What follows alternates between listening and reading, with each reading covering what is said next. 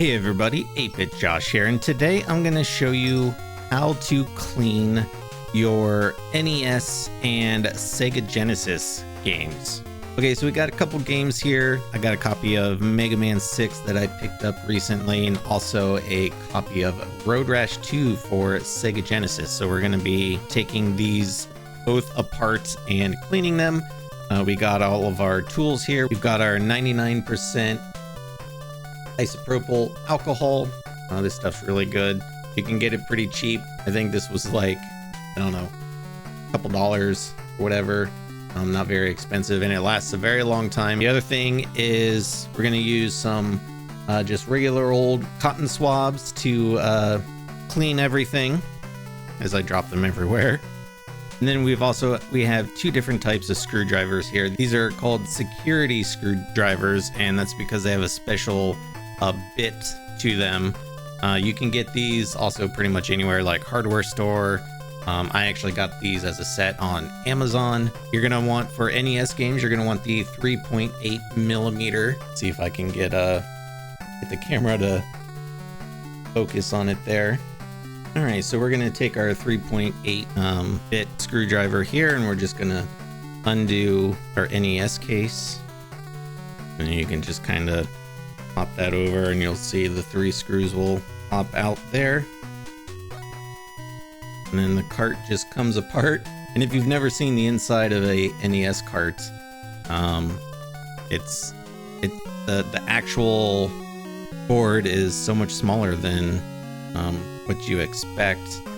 Obviously, you want to try not to touch the edges there as much as possible, but you know, you just kind of hold it by the edges here, you'll be fine. You're not going to really hurt anything. So what we're going to do, we're going to take our isopropyl alcohol and cotton swab, and I just like to kind of dip it in there. And then basically all you're going to do is you're just going to rub it over the connectors here. And I can see with my eyes, I don't know how well the camera's picking it up, but I can see smudges and whatnot coming off. And I'll show you the cotton swab here as well. You'll see what I mean. But you really don't realize how dirty these actually get. And yes, I know we all did the blow on it to make it work trick, but that actually can damage these, because when you blow on it, you know, a little bit of saliva does get on it when you do that, and over time, you know, it could ruin it. But I don't think anyone's heart probably broke because of blowing on it. But I don't know how well you can see there. The camera doesn't really want to focus on it, but there's the clean side and here's the dirty side, so you can see how much is on there. Now I'm just going to go over what I just did again with the other side of the cotton swab, because you'll see that even though a lot of gunk came off of it, that there's still some on there. I don't know how well that's getting picked up, but that's pretty smudgy, pretty dirty there. So then we got the other side. We're just gonna kind of flip it over like that, and then we're gonna do the back side of, or the underside of the and we're just gonna do the same thing.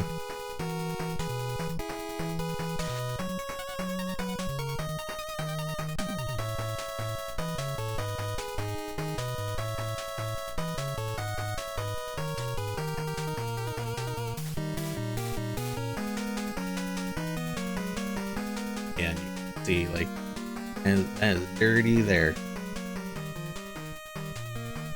So doing this will definitely help if you're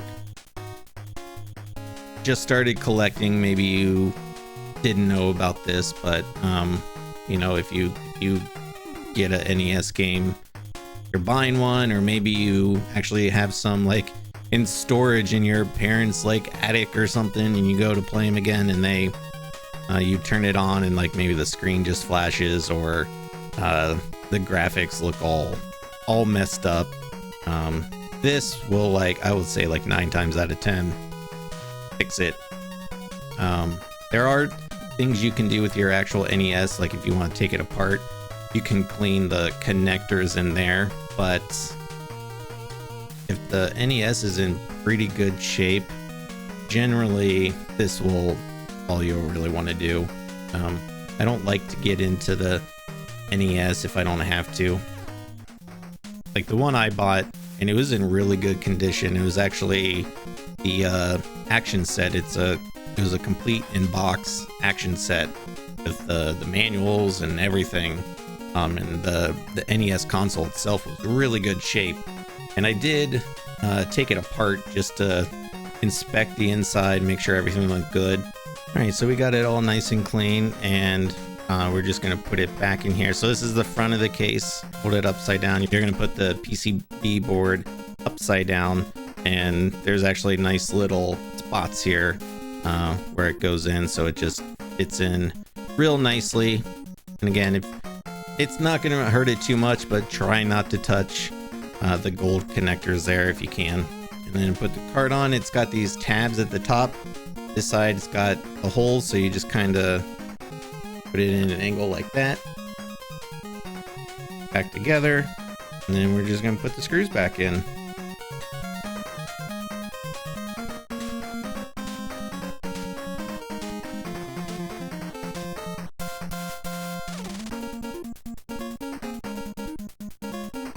Get them in there nice and tight. You don't want it to be too tight. You want to strip the screws or anything, but you want it tight enough so that the cart isn't separating along the seams or anything. So this one's not too bad shape on the outside. There is some gunk around there, so we're just gonna take some more of our isopropyl alcohol, and I'm just gonna kind of get in there and get as much of that as I can, kind of wherever I see there might be some gunk. But like I said, this was a pretty clean copy, although if you look at the cotton swab, it's pretty dirty. That's just from the outside, especially the part here where people generally hold it when they're you're going to put it into the NES or take it out.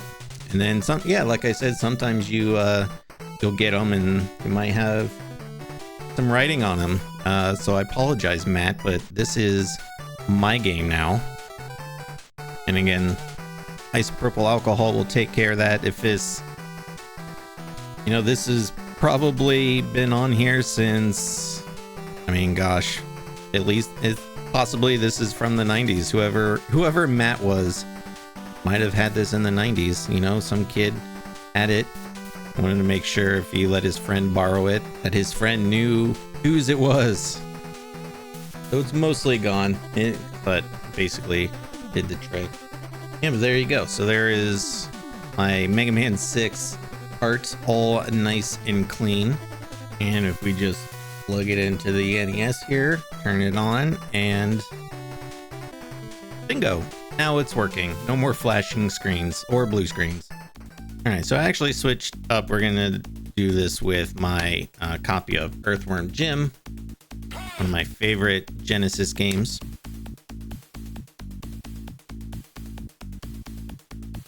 I'm gonna take that out there. It's got 2 screws there, so we're just gonna undo those. And then just like the NES game, kind of comes apart in half like that. Obviously the plastic cartridge is a little bit more form-fitting than the NES games were.